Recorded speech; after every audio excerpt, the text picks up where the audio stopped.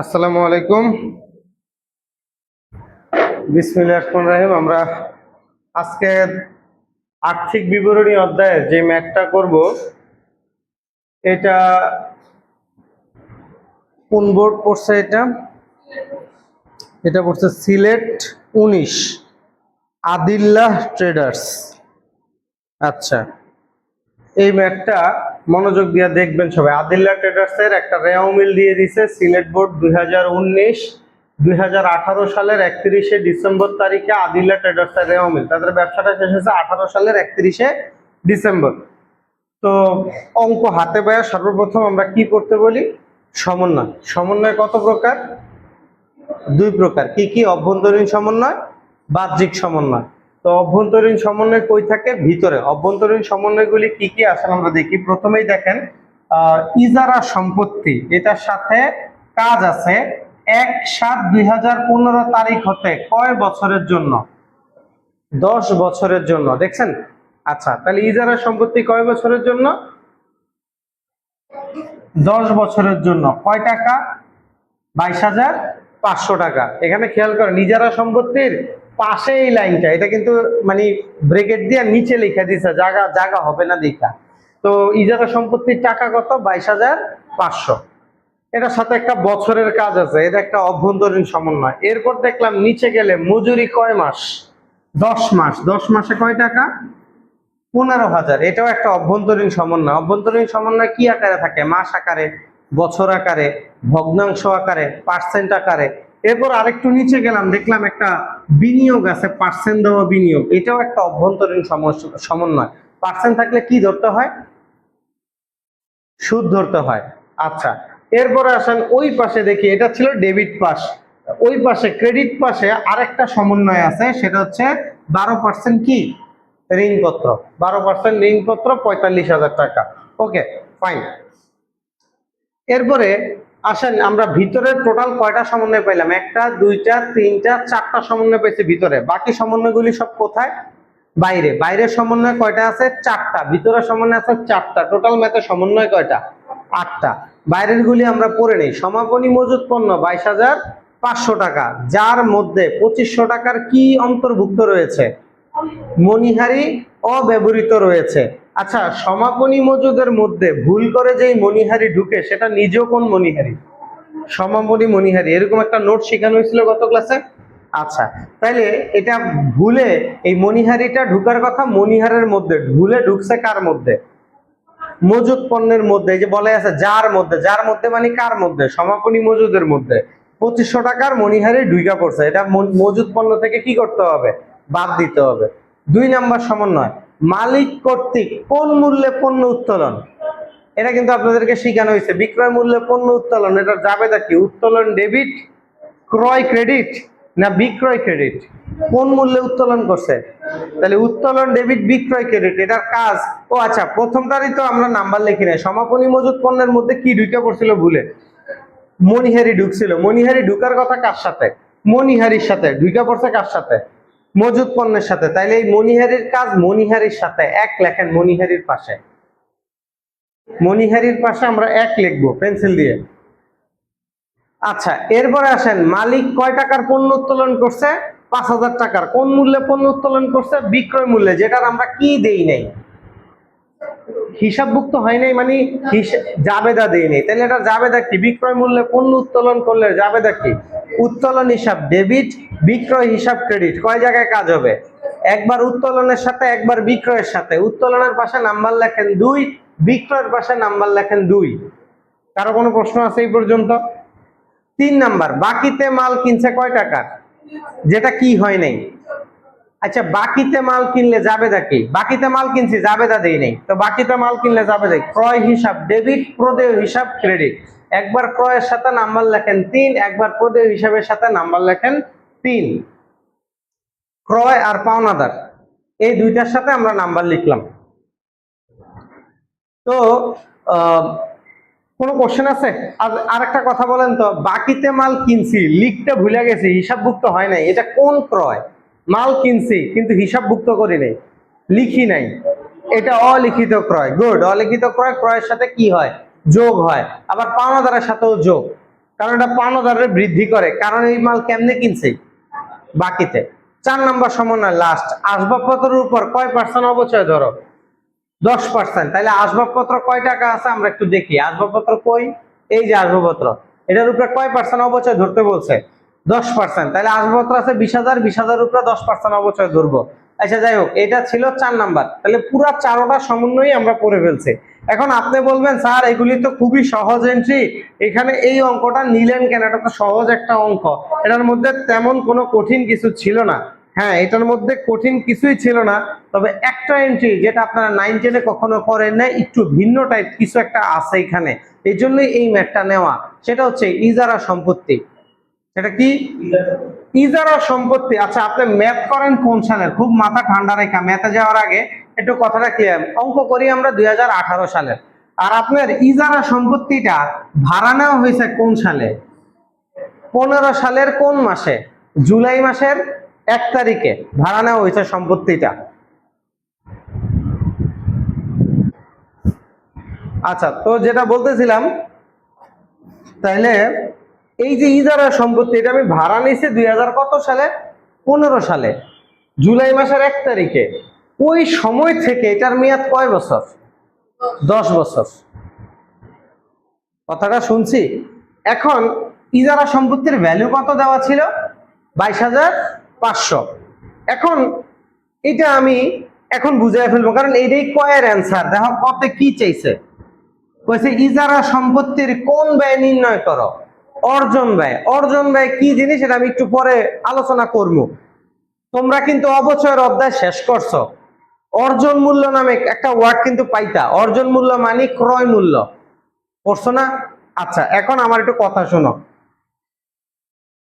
দৃশ্যমান স্থায়ী সম্পদ যেগুলি, আমি কি কি বলি প্রত্যেকটা লাইন খুব মনোযোগ দিয়ে শুনবেন। যেগুলি কি সম্পদ? দৃশ্যমান। যেমন আসবাবপত্র একটা দৃশ্যমান সম্পদ, এটা চোখ দিয়া দেখা যায়, এটা হাত দিয়া কি করা যায়? স্পর্শ করা যায়, এটা একটা স্পর্শনীয় সম্পদ। এখন যেগুলি স্পর্শনীয় সম্পদ, এগুলির উপরে আমরা সারা জীবন কি ধরে আসছি? অবচয় না অবলোপন? অবচয়। অবচয় ধরছে। এখন অবচয়টা কেমনে ধরি? যেমন তোমার এখানে আসবাবপত্র কত আছে, আমার সাথে একটু কথা বলো। এটার উপরে কত পার্সেন্ট অবচয় ধরতা? তো তুমি ডাইরেক্ট এটার উপরে পার্সেন্টটা করে দাও, করলে অবচয় কত বের হয়? 20,000-এর 10%। আচ্ছা, তুমি এই যে পার্সেন্টেজ করছো কত টাকার উপর?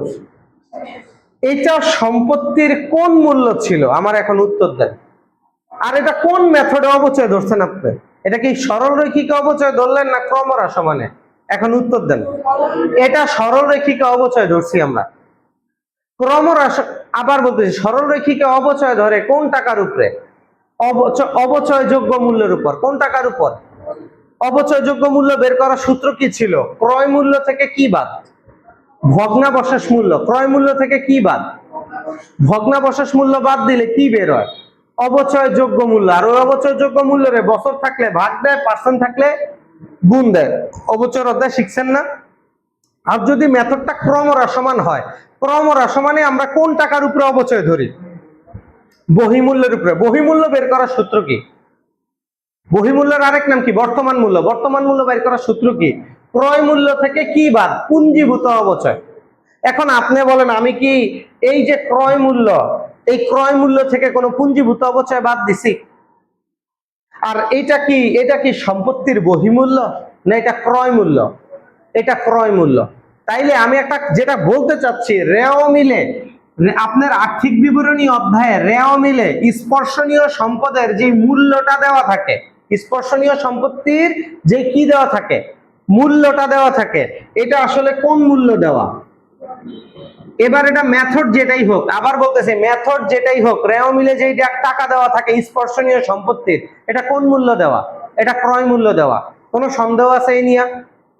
আচ্ছা, এখন যদি বলতো যে তুমি ক্রমহ্রাসমান পদ্ধতিতে অবচয় ধরো, তাহলে ক্রমহ্রাসমানে কোন টাকার উপর অবচয় ধরে? কথা বলো। বহিমূল্যের উপর। তো বহিমূল্য বাইর করার সূত্র কি? ক্রয় মূল্য থেকে কি বাদ দিতাম?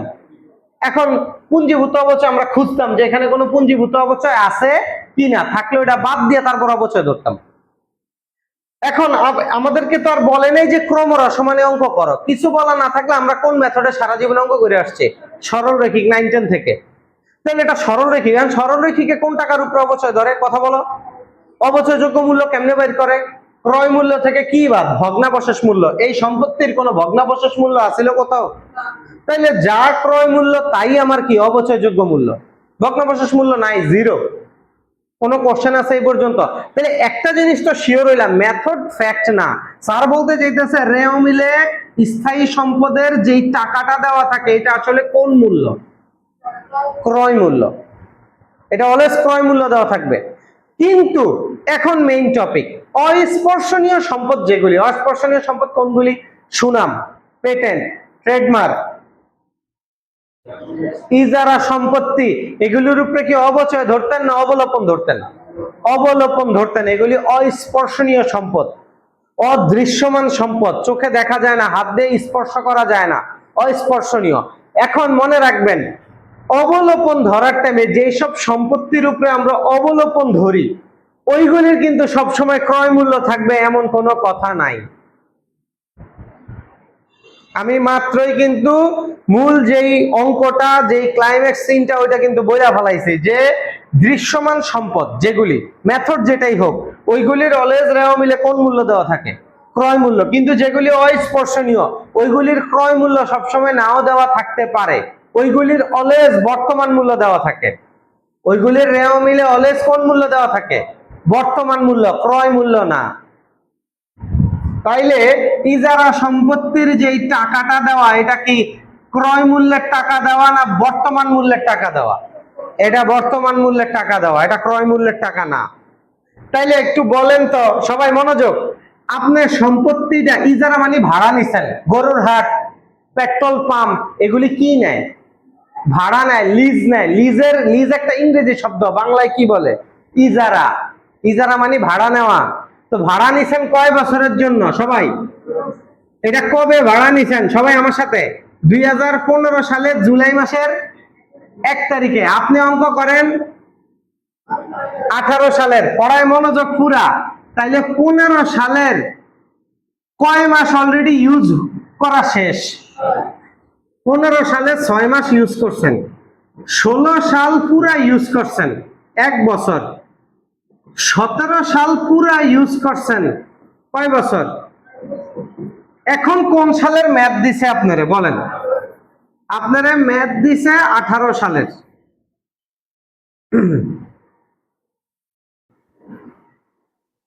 আপনারা ম্যাথ দিছে 18 সালের। তাইলে আপনি 18 সাল আসার আগ পর্যন্ত অলরেডি সম্পত্তিটা কয় বছর কয় মাস ইউজ করে ফেলাইছেন?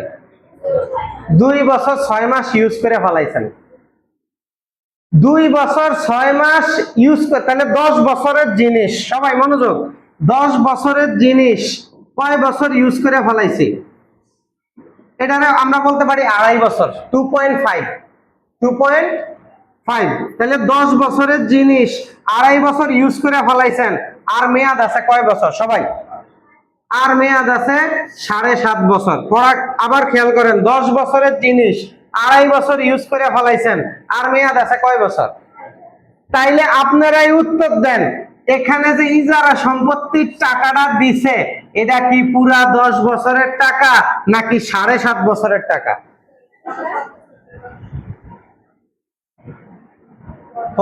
পড়া খেয়াল করছি। তাইলে আমি যেটা বলতেছিলাম, তাহলে সবাই দৃশ্যমান সম্পদ যেগুলি থাকে এগুলির রেও মিলে কোন মূল্য দেওয়া থাকে? কিন্তু যেগুলি অদৃশ্যমান, যেগুলির উপরে অবলোপন ধরি, এইগুলির অলওয়েজ কোন মূল্য দেওয়া থাকে? রেও মিলে বহিমূল্য। গুড, বহিমূল্য বা ফয়সাল স্যারের ভাষায় বর্তমান মূল্য। বর্তমান মূল্য, বহিমূল্য, পুস্তক মূল্য, বুক ভ্যালু, এটারে বলে বইয়ের ভাষায়। আর ফয়সাল স্যারের ভাষায় একবার খাস বাংলায় কোন দাম? বর্তমান দাম। তাইলে এখানে আমার সম্পত্তিটা এটা ভাড়া নেওয়ার পরে আমি কি এই বছর ভাড়া নিয়েছিলাম 18 সালে? যদি এই তোমরা কিন্তু সারা জীবন 9-10 থেকে কিরকম পাইতা, লেখা থাকতো এরকম, ইজারা সম্পত্তি পাশে ব্রেকেট দিয়া দিত 10 বছর। ইজারা সম্পত্তি লেখা পাশে ব্রেকেট দিত কয় বছর? দাঁড়াও একটু,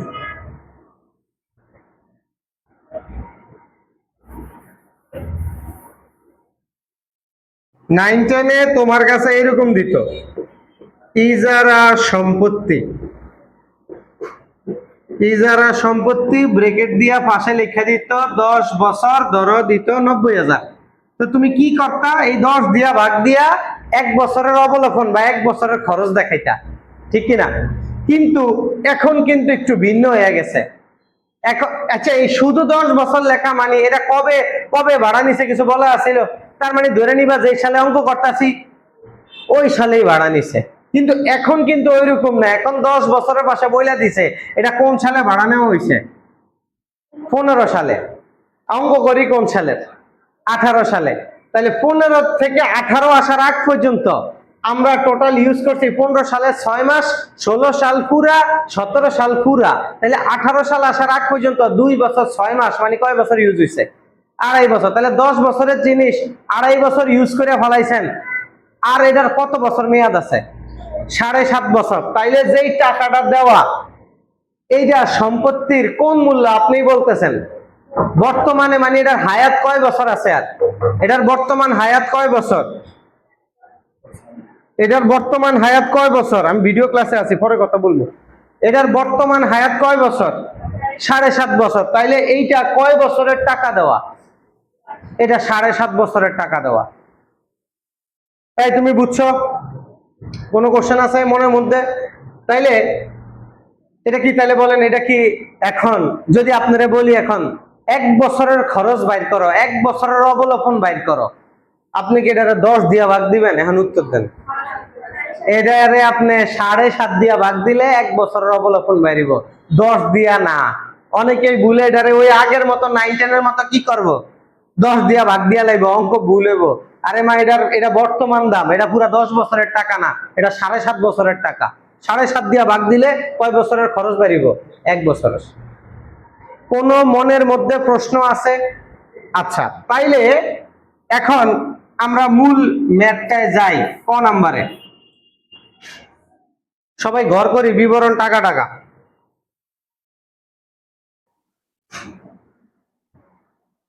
ক নাম্বারে কি বলছে এখন দেখো। তোমরা এখন কোশ্চেনের অ্যান্সার দিতে পারবা, আমারে আর লাগবো না। তোমরা বলো ক নাম্বারে কি চাইছে সবাই? ইজারা সম্পত্তির কোন মূল্য বাইর করো? অর্জন মূল্য বা অর্জন ব্যয়। সবাই বলো অর্জন মূল্য মানে কি? ক্রয় মূল্য। মানে এটা কি? এটা এই ক্রয় মূল্য মানে কি এই টাকা না পুরা 10 বছরের টাকা? পুরা 10 বছরের টাকা চাইছে, যে যখন এটা কিনছিলাম তখন এটার পুরা ভ্যালু কত আছিল। বুঝছি? তাইলে বলেন আগে আমরা এখন বর্তমানে কয় বছরের টাকা দেওয়া বলো সবাই?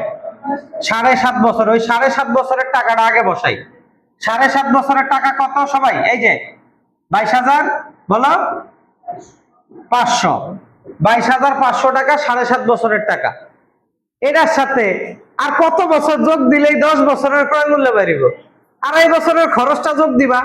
তাইলে 2.5 বছর ইজারা সম্পত্তি 2.5 বছর কি হয়ে গেছে? ব্যবহার হয়ে গেছে। এটার আমরা কি বলি? ইজারা সম্পত্তির কি? অবলোপন। অবলোপন শব্দের অর্থ কি? খরচ। তাহলে কয় বছর খরচ হয়ে গেছে সবাই? 2.5 বছর খরচ হয়ে গেছে। ওই 2.5 বছরের খরচটাকে আমরা যোগ দিব। আর 2.5 বছরের খরচ কেমনে বাইর করবো দেখো। তো বলো এই 22,500 টাকা এটা কয় বছরের টাকা সবাই? 7.5। তাহলে 7.5 দিয়ে ভাগ, মনোযোগ মনোযোগ, হাতে ক্যালকুলেটর। 22,500 এটা কয় বছরের টাকা? তাহলে 7.5 দিয়ে ভাগ দিলে কয় বছরের টাকা বাড়িব? আমার দরকার কয় বছরের খরচ, তাহলে 2.5 দিয়ে গুণ দিলে 2.5 বছরের খরচ বাড়িব। তাহলে 7.5 দিয়ে ভাগ 2.5 দিয়ে গুণ কত হয় বলেন? 7,500 টাকা 2.5 বছরে ইউজ হয়েছে। তাইলে বলেন এখন এটার দাম চলে 22,500, আগে ইউজ করছিলেন টোটাল কত 2.5 বছরে? 7,500। তাহলে জিনিসটার মোট কিনা দাম কত আছিল? যোগ করেন, দুইটা যোগ করেন, 30,000। কোন কোশ্চেন আছে বলেন? এটাই ইজারা সম্পত্তির কোন ব্যয়? অর্জন ব্যয় বা অর্জন মূল্য। এটাই আজকে নতুন টপিক ছিল এই ম্যাথের। তাইলে এরকম ইজারা সম্পত্তি পাশে যে শুধু সবসময় 10 বছর লেখা থাকবো আর সবসময় যে এটা ওই 10 দিয়া ভাগ দিবেন এমন কোনো কথা নাই কিন্তু। এটা এরকমও থাকতে পারে যে আপনি অঙ্ক হইলো 1 সালের, এটা ইউজ করছেন আরো বহুত আগের থেকে। আর তাহলে আরেকটা জিনিস ক্লিয়ার হইলেন, স্পর্শনীয় যেডি এটির কোন মূল্য দেওয়া থাকে রেও মিলে, আর যেটি অস্পর্শনীয় এটির কোন মূল্য দেওয়া থাকে, বর্তমান মূল্য বা বহিমূল্য। তো ম্যাথটা শেষ, এবার আমরা খ নাম্বারে যাই। খ নাম্বারে চাইছে আদিল্লা ট্রেডার্স এর কোন লাভ বাইর করো। আদিল্লা ট্রেডার্স এর কোন লাভ, মোট লাভ। কি গ্লাস খুলবা, খুললে খুলে দাও, সমস্যা নাই, বৃষ্টি আসবো। দেখলা হাফ হাফ রাখো, তুই তুফান আসতেছে, এই গেটলা ধুলা ধুলা ধুলা, গেটলা গেটলা। আচ্ছা তাহলে মোট লাভের জন্য ঘর করেন বিবরণ 3টা টাকার ঘর। মোট লাভের ঘর করেন বিবরণ 3টা টাকার ঘর।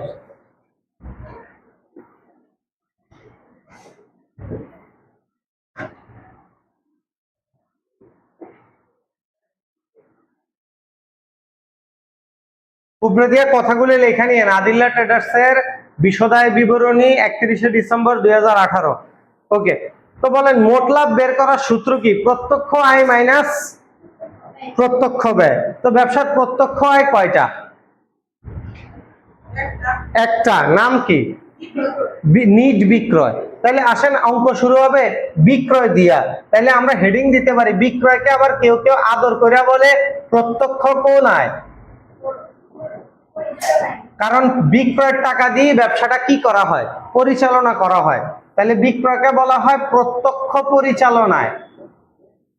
ওকে, তাইলে আমরা প্রত্যক্ষ পরিচালনায় একটাই নাম হচ্ছে বিক্রয়।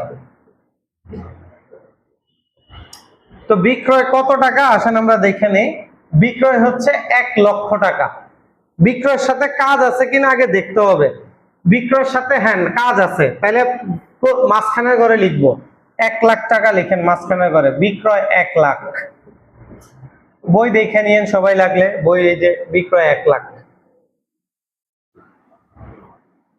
আচ্ছা, তো বিক্রয় থেকে বিক্রয় ফেরত বাদ, বিক্রয় বাট্টা বাদ, এই দুইটা আমি কই খুঁজতে বলি, রেও মিলে খোঁজেন কোন বিক্রয় ফেরত বিক্রয় বাট্টা দেখেন কিনা। বিক্রয় থাকে ক্রেডিট দিকে, বিক্রয় ফেরত বিক্রয় বাট্টা উল্টা দিকে থাকে, ডেবিট দিকে। কোন বিক্রয় ফেরত বিক্রয় বাট্টা ছিল নাই। এখন বলেন বিক্রয়ের সাথে নিচে কয় নম্বরে কাজ আছে, 2 নম্বরে। কি কাজ আছে, বিক্রয় মূল্যে মালিক কি করছিল, পণ্য উত্তোলন করছিল। বলেন বিক্রয় মূল্যে পণ্য উত্তোলন করলে বিক্রয়ের পরিমাণ বাড়ে না কমে, এটা বিক্রয়ের সাথে যোগ না বিয়োগ, মনে করেন ভুল হয়েছে আপনার। বিক্রয়ের সাথে বিক্রয় ফেরত বাদ, বিক্রয় বাট্টা বাদ, অলিখিত বিক্রয় থাকলে যোগ, বিক্রয় মূল্যে পণ্য উত্তোলন যোগ। নোট উল্টে দেখেন বিক্রয় মূল্যে পণ্য উত্তোলন যোগ হয়, তাইলে যোগ বিক্রয় মূল্যে পণ্য উত্তোলন।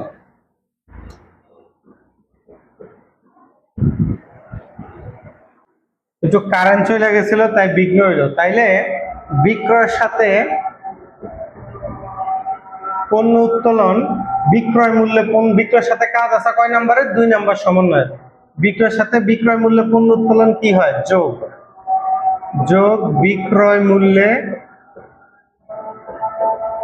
পণ্য উত্তোলন। তো বিক্রয় মূল্যে কয় টাকার পণ্য উত্তোলন করছে, 5000 টাকা।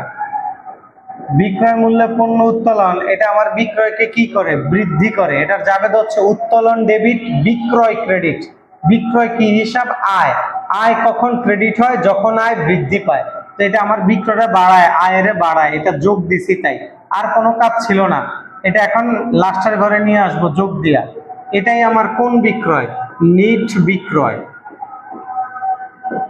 এখন আমার বের করতে হবে মোট লাভ। তো মোট লাভ বের করার সূত্র কি, প্রত্যক্ষ আয় থেকে প্রত্যক্ষ ব্যয় বাদ। তো প্রত্যক্ষ আয় কয়টা, একটা, এটার নাম কি, নিট বিক্রয়। নিট বিক্রয়টি আমার প্রত্যক্ষ আয়। তো এই প্রত্যক্ষ আয় থেকে এখন প্রত্যক্ষ ব্যয় বাদ দিব। প্রত্যক্ষ ব্যয়ের আরেক নাম কি, বিক্রিত পণ্যের ব্যয়। তার মানে এক কথায় নিট বিক্রয় থেকে বিক্রিত পণ্যের ব্যয় বাদ দিলেই কোন লাভ বের হয়, মোট লাভ। এখন আমরা বাদ বিক্রিত পণ্যের ব্যয়, বাদ বিক্রিত পণ্যের ব্যয়।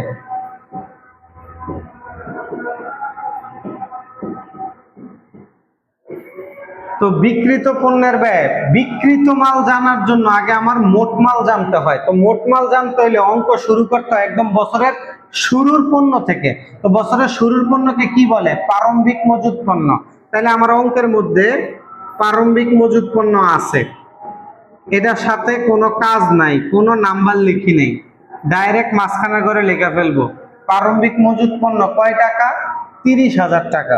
তাহলে লিখে ফেলি 30,000। তাহলে শুরুতে আমার দোকানে 30,000 টাকার মাল ছিল, এই মাল দিয়া সারা বছর যাইবো না, আরো মাল কি করতে হয়? ক্রয় করতে হয়। খুঁজি ক্রয় আছে কিনা, হ্যাঁ আছে। ক্রয় কয় টাকা? ক্রয় আছে 45,000 টাকা। প্রথম ঘরে লিখি ক্রয় 45,000। এরপরে ক্রয়ের সাথে ক্রয় ফেরত বাদ, ক্রয় বাট্টা বাদ, এই দুইটা কই খুঁজতে বলি? রেও মিলে। দেখেন তো ক্রয় ডেবিট দিকে থাকে, ক্রয় ফেরত ক্রয় বাট্টা কোন দিকে থাকে? ক্রেডিট দিকে। তো ক্রেডিট দিকে কোনো ক্রয় ফেরত ক্রয় বাট্টা আছিল? নাই। এখন দেখেন ক্রয়ের সাথে কয় নাম্বার সমন্বয়ের কাজ? 3 নাম্বার সমন্বয়ের কাজ আছে। 3 নাম্বার সমন্বয় কি বলছিল? বাকিতে মাল কিনছে কিন্তু লিখতে ভুলে গেছে, তার মানে এটা অলিখিত ক্রয়। তাহলে এই অলিখিত ক্রয় মানে মাল কিনছি লিখতে ভুলে গেছি। তো অলিখিত ক্রয় ক্রয়ের সাথে কি হয়? যোগ হয়। আমি মাল কিনছি কিন্তু লিখতে ভুলে গেছি, জাবেদা দিতে ভুলে গেছি, এখন আমি লিখতেছি, তাহলে লিখলে আমার ক্রয়ের পরিমাণ কি আগের থেকে বাড়বে। তাহলে আমার এটা কি নামে যোগ হবে? অলিখিত ক্রয়। তাহলে অলিখিত ক্রয় কয় টাকা? 3,000 টাকা। মাল কিনছি কিন্তু এটা লিখতে ভুলে গেছিলাম, এখন লিখলাম, তো লিখার কারণে আমার ক্রয়টার পরিমাণ বেড়ে গেল। তো ক্রয়ের পরিমাণ বাইরে কত হইল? 48,000। এটাই আমার নিট ক্রয়, এটার সাথে আর কোনো কাজ ছিল না। আচ্ছা, তাহলে শুরুতে কয় টাকার মাল ছিল? 30,000। আরো কয় টাকার মাল কিনলাম? 48,000। আচ্ছা, এই মাল কেনার পরে মাল তো আর মাথায় করে উঠায় নিয়ে আসবো না, মাল আনার সময় কিছু খরচ থাকে, ওইগুলো বলে ক্রয় সংক্রান্ত প্রত্যক্ষ খরচ। তো মাল কেনার সময় কি কি খরচ থাকতে পারে আমরা এগুলি শিখেছি, যেমন পরিবহন, ক্রয় পরিবহন শুল্ক, আমদানি শুল্ক, জাহাজ ভাড়া, জলযান ভাড়া, মজুরি, কুলির মজুরি। এখানে কোনটা আমরা দেখি, একটু দেখি মাল কেনার সময় কোন খরচটা আছে। আমরা দেখতেছি এখানে মাল কেনার সময় একটা খরচ পাইছি, সেটা হচ্ছে মজুরি। আর কোনো খরচ আছে কিনা দেখেন, আর কোনোটা দেখতেছি না, নিচু আরে নাই, পাশে এরকম নাই, তাহলে একটাই পাইছি, মজুরি। মাল কেনার সময় একটাই খরচ আছে, মজুরি। মজুরি কয় টাকা?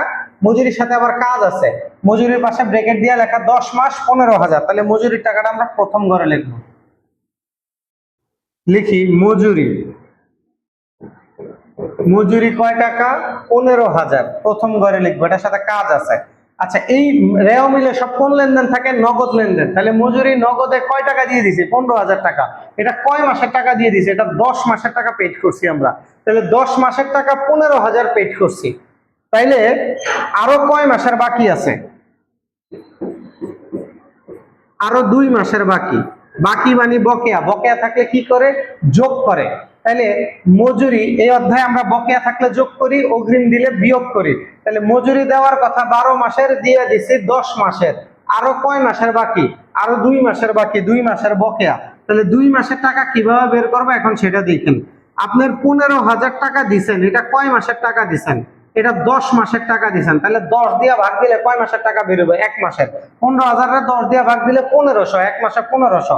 আপনার বাকি কয় মাস? 2 মাস। তাহলে 1 মাসের টাকা 1500, তাহলে 2 মাসের টাকা কত? 15 দুগুণে 30, মানে 3,000 টাকা। 2 মাসে 3,000 টাকা বাকি। তাহলে 15 আর 3 টোটাল কয় টাকা? 18,000 টাকা মজুরি। তাহলে মাল কেনার সময় আমরা কয়টা খরচ পাইলাম? এই একটাই খরচ পাইছি, 18,000। এখন তাহলে আপনি বলেন বিক্রিত, আমি বলছি বিক্রিত মাল জানতে হইলে আগে আপনার জানতে হইব মোট মাল কয় টাকা। তো মোট মাল কেমনে বের হয় এই কথাটা প্রত্যেক ক্লাসে বলতেছি। মোট মাল মানে 3টা টাকার যোগফল। শুরুতে কয় টাকার মাল ছিল, আরো কয় টাকার মাল কিনছি, এই মাল আনতে খরচ হয়েছে কত, এই 3টা জিনিস যোগ দিলে আমার মোট পণ্য বাইর হয়। তাইলে মোট পণ্য কয় টাকা? শুরুতে কয় টাকার মাল ছিল? 30,000। আরো কয় টাকার মাল কিনলাম? 48,000। কত টাকার মাল হইলো? 78,000 টাকার মাল আনতে আবার খরচ হয়েছে কত? 18,000। তাহলে 78 আর 18 দুইটা যোগ করলে কত হয়? 96,000 টাকা হবে সম্ভবত। দাঁড়ান করে দেখি। 78,000 টাকার মাল, এটা আনতে আমার খরচ হয়েছে 18,000। তাহলে হ্যাঁ, 96,000 টাকার আমার মোট মাল। তাহলে আমার দোকানে মোট মাল আছে 96,000 টাকা। তাহলে এই 3টা জিনিস যোগ দিলে আমার মোট পণ্য বের হয়। এখন আমার দরকার বিক্রিত পণ্য। তাহলে মোট পণ্য থেকে কোন পণ্যগুলি বাদ দিলে বিক্রিত পণ্য বের হয়? অবিক্রিত পণ্যগুলি, যেগুলি আমি বিক্রি করতে পারি নাই, যেগুলি আমি বিক্রি করতে পারি নাই, ওইগুলোর আমি বলি অবিকৃত পণ্য, বা এটার আরেক নাম সমাপনী মজুত পণ্য। যেগুলি বছর শেষে রয়ে গেছে, বিক্রি হয় নাই, এগুলির আরেক নাম সমাপনী মজুত পণ্য বা অবিকৃত পণ্য। এখন এই সমাপনী মজুদের সাথে কিন্তু আমার একটা কাজ ছিল, তাহলে সমাপনী মজুদের মধ্যে মনিহারি ঢুকে বসে আছে 2500 টাকা, তাহলে এটাও আমার ওই ডাইরেক্ট লেখা যাবে না, এটা প্রথম ঘরে লিখতে হবে। সমাপনী মজুদ 22,500, এটা প্রথম ঘরে লিখলাম। এই 22,500-র মধ্যে কয় টাকার মনিহারি ঢুকে বসে আছে? 2500 টাকার মনিহারি। এখন মনে করে দেখেন, একটা নোট দিছিলাম গত ক্লাসে, সমাপনী মজুদের মধ্যে ভুল করে যে মনিহারি ঢুকে সেটা নিজেও কোন মনিহারি? সমাপনী মনিহারি। সমাপনীর মধ্যে যেটা ভুল করে ঢুকে সেটা নিজেও কোন মনিহারি? সমাপনী মনিহারি। তাহলে এটা কি নামে বাদ দিব? সমাপনী মনিহারি নামে বাদ দিব। তাহলে সমাপনী মজুদ পণ্যের মধ্যে ভুলে মনিহারি ঢুকছে, তো যেটা ভুলে ঢুকছে সেটা বাদ দিতে হয়। কি নামে বাদ দিব? সমাপনী মনিহারি নামে বাদ দিব। তাহলে 22,500 থেকে 2500 বাদ দিলে ক্যালকুলেটর করে দেখতে পারেন 20,000 টাকা থাকবে। তাহলে আমার সঠিক সমাপনী মজুদ কত টাকা? আসলে 20,000। যে আমার গোডাউনে মাল বিক্রি হয় নাই, এমন মাল বছর শেষে রয়ে গেছে 20,000 টাকা। এটার মধ্যে ভুল করে আবার 2500 টাকার কি ঢুকে গেছিল? মনিহারি ঢুকে গেছিল, এই জন্য এটা 22,500 দেখাইতেছিল। আসলে এটা 22,500 না, আসলে এটা 20,000 টাকা সমাপনী মজুদটা। তাইলে আমরা বলতে পারি 96,000 টাকার আমার মোট মাল, এর মধ্যে বেচা হয় নাই কয় টাকার মাল? 20,000 টাকার মাল বেচা হয় নাই। তাহলে বাকি মালগুলি আমি কি করছি? বিক্রি করছি।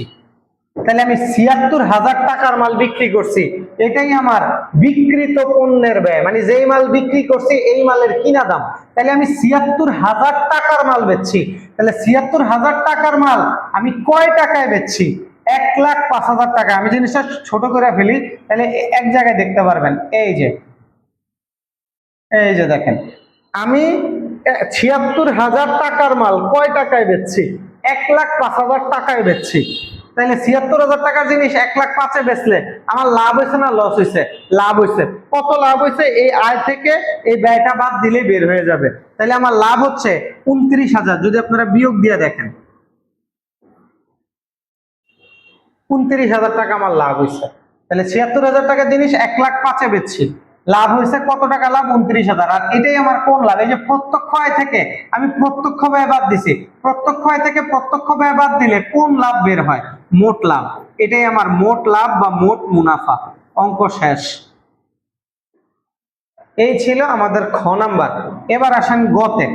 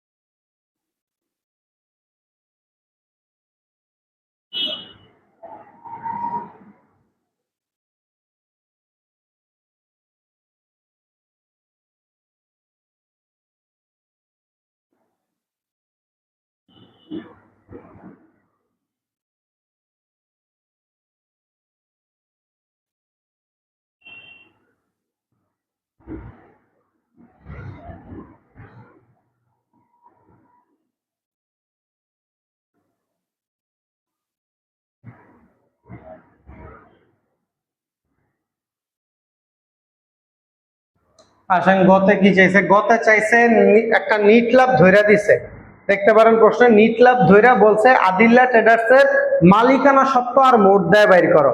তো মালিকানা সত্ত্ব আর দায় এটা কোন বিবরণীতে চায়? এটা আর্থিক অবস্থার বিবরণীতে চায়। আর্থিক অবস্থার বিবরণীর কয়টা পাশ? দুইটা পাশ, সম্পদ পাশ, দায় পাশ। আমার কাছে শুধু দায় পাশটা চাইছে, সম্পদ পাশ চাই নাই, বা পুরো আর্থিক অবস্থার বিবরণীও চাই নাই। মানে এক কথা আর্থিক অবস্থার বিবরণী অর্ধেক চাইছে, দায় আর মালিকানা সত্ত্বের সাইড চাইছে। তাহলে আমরা ঘর করে ফেলি, বিবরণ 3টা টাকার ঘর। উপর দিয়ে লিখে নেবেন আদিল্লা ট্রেডার্সের আর্থিক অবস্থার বিবরণী, পাশে ব্র্যাকেট দিয়ে লিখবেন আংশিক। আংশিক মানে অর্ধেক চাইছে, এটা 3টা টাকার ঘর করেন।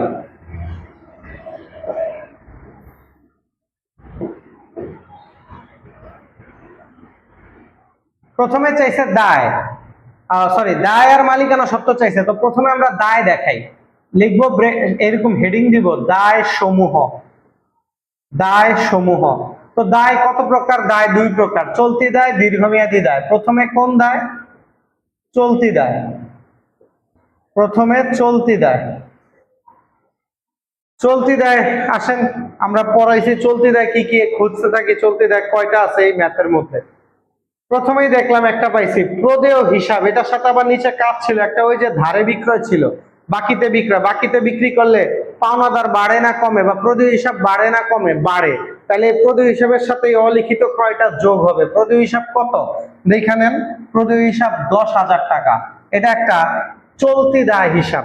তাহলে লিখে ফেলি প্রদেয় হিসাব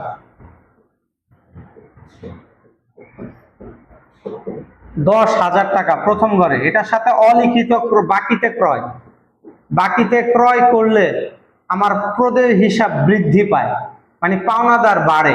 তো কয় টাকার পাওনাদার বাড়ছে? কয় টাকার ধারে কিনছিলাম? আরো 3,000 টাকার মাল আরো ধারে কিনছিলাম। এটা লেখা হয় নাই, এখন লিখতেছে, এখন এটা পাওনাদারে বাড়াইতেছি। তাহলে পাওনাদার আমার থেকে কত টাকা পায় এখন? আগে পাইতো 10, নতুন আরো কিনছিলাম 3,000, ওই 3,000 লেখা হয় নাই, এখন লিখলাম, তাহলে টোটাল পায় 13,000। গেল একটা চলতি দায়। এরপরে চলতি দায় কি আছে? বকেয়া বেতন।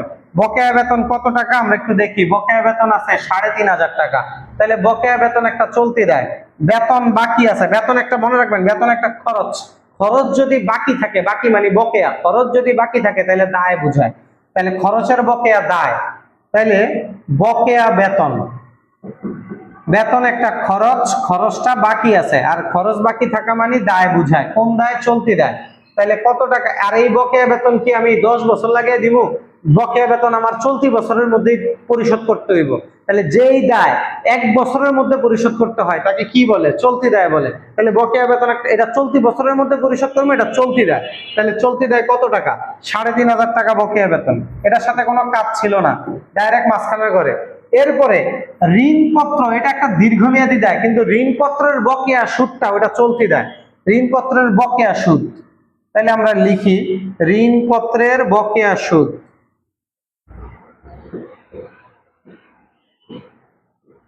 কত টাকা সুদ বকেয়া আছে আমরা এখন বের করব।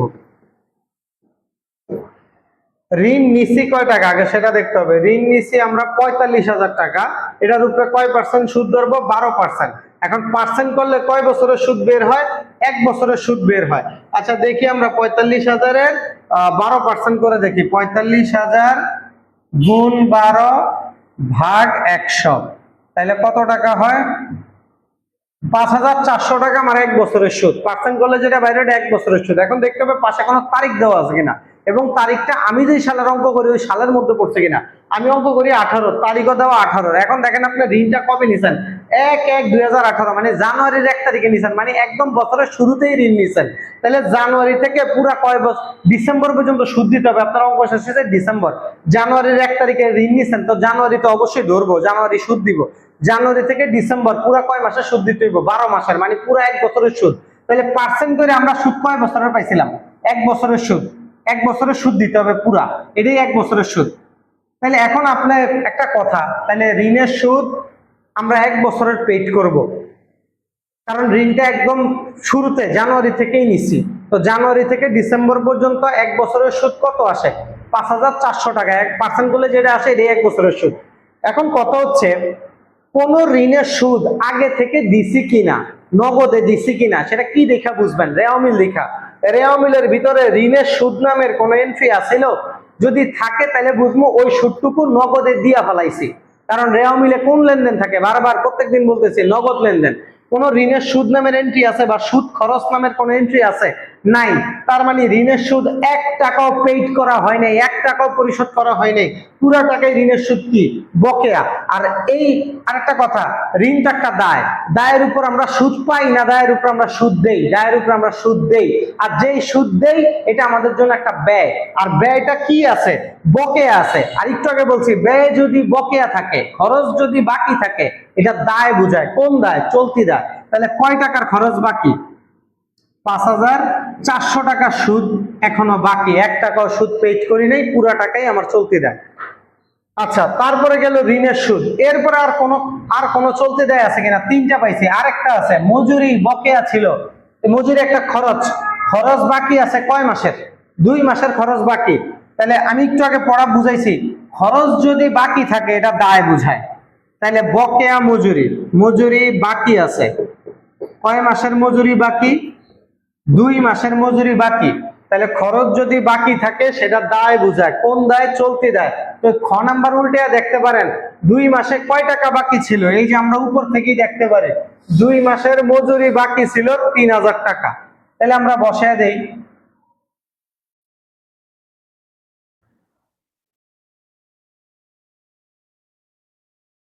দুই মাসের মজুরি বকে আছে 3000। এই 3000 টাকা আমাদের খরচটা বাকি, আর বকেয়া খরচ একটা চলতি দেয় গেল। বকেয়া মজুরি, এরপর আর কোনো চলতি দেয় আছে কিনা আমরা একটু দেখি ভালো করে। এদিকে কোনো চলতি দেয় দেখতে পান? এদিকে দেখতেছি না। বিনিয়োগ হচ্ছে দীর্ঘমেয়াদী দায়, এটা সরি দীর্ঘমেয়াদী সম্পদ, আর দীর্ঘমেয়াদী বিনিয়োগ আর কি, এটা সম্পদ, এটা কোনো দায় না। এখানেও নাই কোনো দায়, সবগুলি বসানো শেষ। নিচে কোনো চলতি দায় বাদ গেল কিনা দেখেন। অলিখিত ক্রয়ের কাজ করছি, বিক্রয় মূল্য পণ্য তোলা, আসবাবপত্র অবচয়, নাই আর কোনো চলতি দায় নাই। চলতি দায় এই 4টাই। আর এই সবগুলি দায় এখন যোগ দিলে আমাদের কত বেরোয় আসেন দেখি আমরা যোগ করে।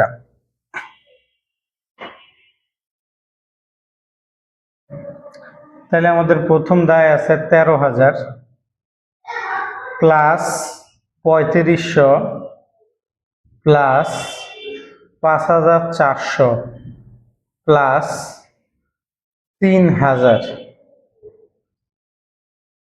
তাহলে আমাদের টোটাল 13, 3500, 5400, 3000, 24,900 টাকা আসে দায়। 24,900 এটা আমাদের চলতি দেয়। তো এই গেল চলতে দেয়। এরপর হচ্ছে দীর্ঘমেয়াদী দায়। দীর্ঘমেয়াদী দায় একটাই আছে, দেখতে পারেন এই যে দীর্ঘমেয়াদী দায় একটাই, 12% ঋণপত্র 45,000 টাকা। যেহেতু একটাই, লাস্টের ঘরে লেখা দিব এটা। তাহলে আগে হেডিং দেই দীর্ঘমেয়াদী দায়। দীর্ঘমেয়াদী দায়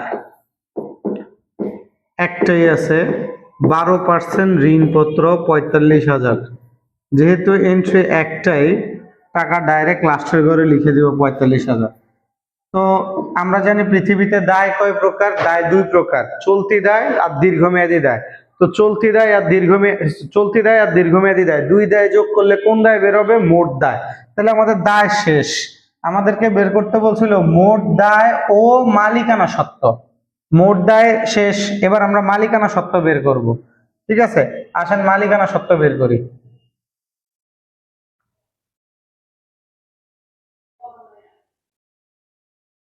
আসেন ঘর লম্বা করি, এবার আমরা মালিকানা সত্ত্ব বের করব। তো মালিকানা সত্ত্ব আগে হেডিং দিয়ে নিই, মালিকানা সত্ত্ব।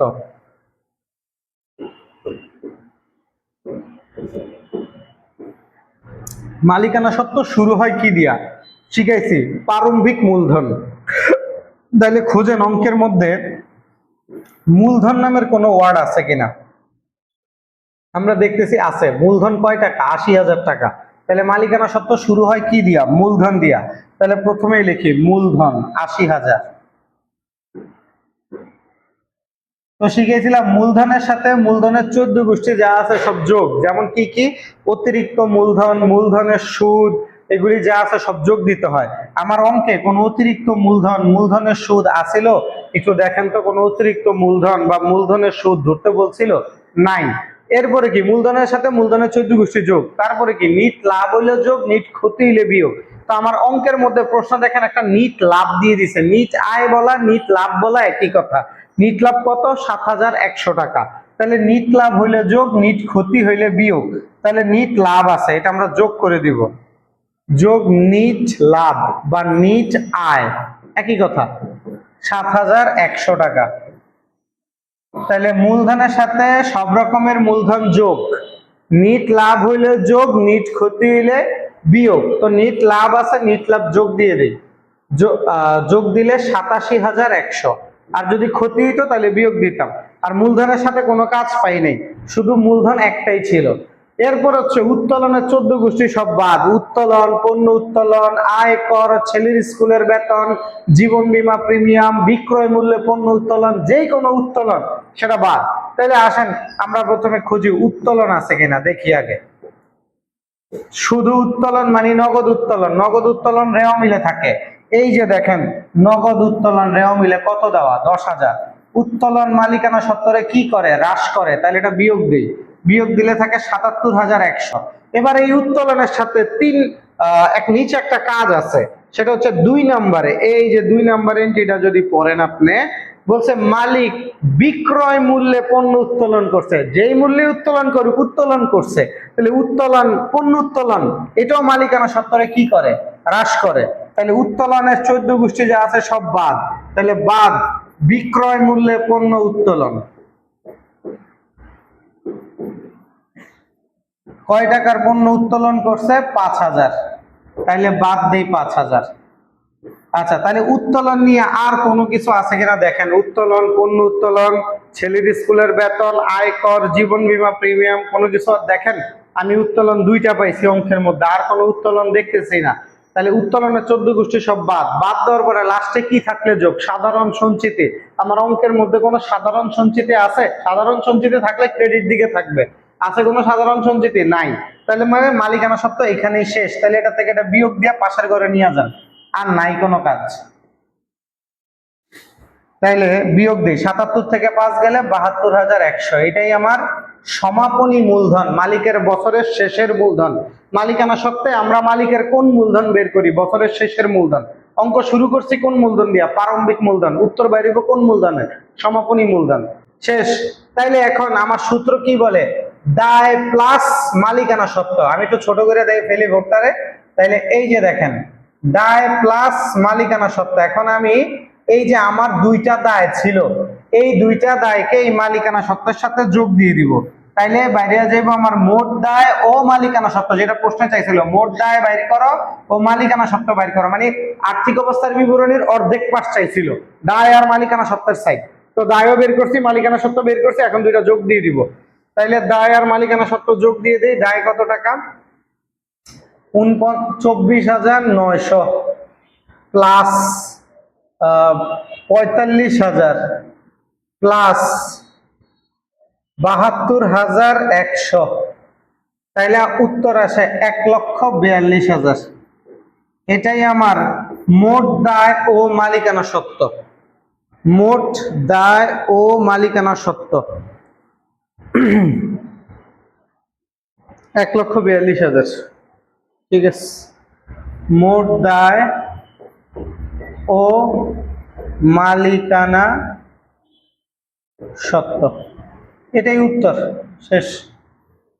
এই ছিল আমাদের পুরা ম্যাথটা, গ নাম্বার।